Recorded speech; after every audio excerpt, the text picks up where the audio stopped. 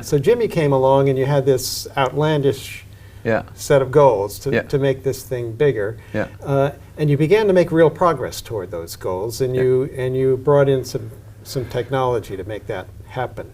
Now at one point you said, well, maybe we should bring in an investor, but you did it in a very unusual way, I thought. So when Kennett came in, and we're also going to talk to Kennett later in this MOOC, they didn't put any money into the company, but they came in. So how did that work?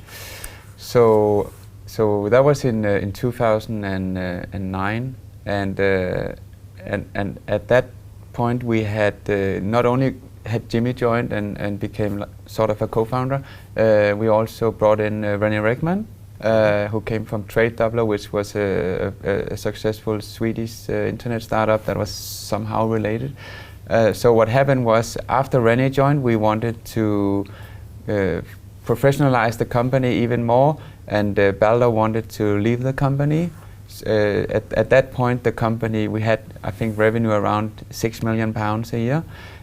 So none of us could actually afford buying Balder out of the company, and none of us probably also wouldn't have taken the risk of doing it had we had the money.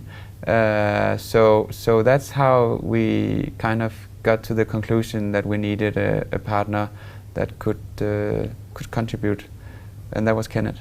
Yeah. So one of the things that founders worry about when they raise venture capital or private equity money is that they're still at risk if they aren't able to actually take any money out. You guys were able to take a little bit of money out when Kennett came in.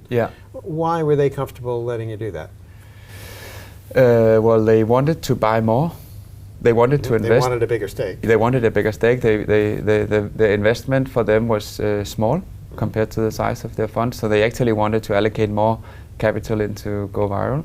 And then what we took out was quite limited. So I think, I don't know. I mean, certainly what I experienced was that it was quite nice to get some money off the table. Finally, a little bit of cash out of this business you had spent, what, 5-6 years in by that time? And it was sizable. It was certainly an amount of money I never kind of expected to earn. So for me, that was a kind of very big change financially. And it actually contributed also, I think, in terms of it creating an extra kind of level of security that could also convert into even better performance, because then you are less afraid of losing something. You could really go for it. Yeah. So you sell the most when you're not afraid of losing the deal. Yeah. And if you suddenly have €2 million in the bank, you're less anxious. Yeah, considerably. So so I think actually that is a good way of doing it. Off you went. Off we went. It went quite quick. So we could have used Kennett also to probably provide more liquidity for global growth, but we didn't do that. So after Kennett joined, we kept growing quite fast. So we went from 6 million to 12 million pounds the next year.